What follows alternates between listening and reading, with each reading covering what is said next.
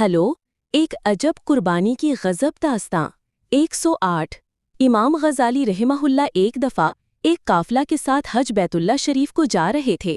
اثنائے بسفر جہاں قافلہ قیام کرتا، ایک 10-12 سال کا لڑکا بڑے والہانہ اور مجذوبانہ انداز میں چلتا پھرتا نظر آتا۔ اکثر میری مجلس میں آتا اور بڑے مؤدبانہ انداز میں بیٹھ کر میری گفتگو سنتا۔ اس کے اس ذوق و شوق کو دیکھ کر میں نے پوچھ لیا کہ بیٹا، میں تمہیں تنہا دیکھتا ہوں، اس طویل سفر میں تمہارا سرپرست و سربراہ کون ہے؟ تو وہ بچہ بڑے بے نیازانہ انداز سے گویا ہوا کہ حضرت، جس نے مجھے اپنے گھر بلایا ہے وہی میرا سرپرست و سربراہ ہے، انسانوں میں تو کوئی نہیں۔ میں نے پوچھا، آخر سواری کا خرچہ اور خوراک وغیرہ کا کیا انتظام ہے؟ کہا، جس کا مہمان ہوں وہی میرا نفیل ہے۔ امام غزالی میرا کفیل ہے۔ امام غزالی فرماتے ہیں، مجھے بچے کے اس جواب سے اس کے ایمان و یقین پر حیرت ہوئی۔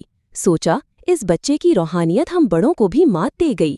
میں نے ارادہ کر لیا کہ اس بچے کی ضروریات میں پوری کروں گا، لہٰذا میں نے تمام سفر میں اس کا خاص خیال رکھا۔ اس کو اپنے ساتھ سوار کر لیتا اور اپنے ساتھ ہی کھلاتا پلاتا، مگر ہر مرحلہ میں مجھے اسے تلاش کرنا پڑتا۔ وہ از خود اپنی ضروریات کے لیے بھی میرے پاس نہ آتا، بس اپنی دھن میں مست رہتا، قافلے سے ذرا ہٹ کر کہیں نہ کہیں نوافل اور ذکر اذکار میں محو رہتا۔ اس لیے میرے دل میں اس بچے کی کشش بڑھتی گئی۔ جب مکہ مکرمہ پہنچے تو یہی صورتحال تھی۔ میں اسے تلاش کر کر کے اس کی ضروریات پوری کرتا۔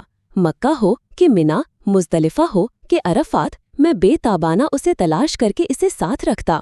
جب قربانی کا دن آیا تو میں نے اپنے لیے جانور خریدا اور قربانی دے دی۔ پھر میں اس بچے کو تلاش کرنے لگا کہ اس کے لیے قربانی کا جانور خرید کر اسے دوں۔ تلاش کرتے کرتے آخر وہ نظر آ گیا۔ کیا دیکھتا ہوں کہ میدان میں دور ایک جگہ پر وہ سر بسجدہ پڑا رو رہا تھا اور کہہ رہا تھا، اے اللہ، میرے پاس تو کوئی رقم نہیں ہے کہ میں تمہارے نام پر کوئی جانور خرید کر ذبح کر دوں۔ اے میرے اللہ، تو میری جان کی قربانی قبول کر لے۔ یہ کہتے کہتے اس کی ہچکی بند گئی۔ میں نے جلدی سے اسے اٹھایا اور بیٹھ کر اپنی گود میں لے لیا، مگر وہ تو زار و قطار رو رہا تھا۔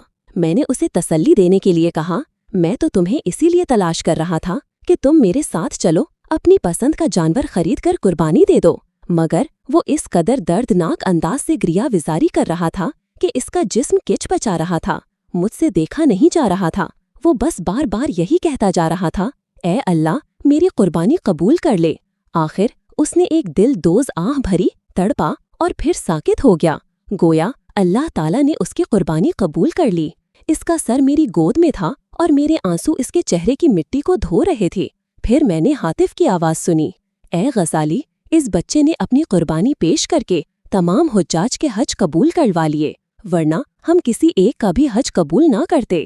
میں نے اس عاشق الہی کی میت کو کفنایا، دفنایا اور سوچتا رہا کہ میرے سوا کسی کو یہ خبر نہیں کہ ایک بچے کی قربانی نے لاکھوں حجاج کے حج کو بارگاہ خداوندی سے قبولیت کا پروانہ لے دیا۔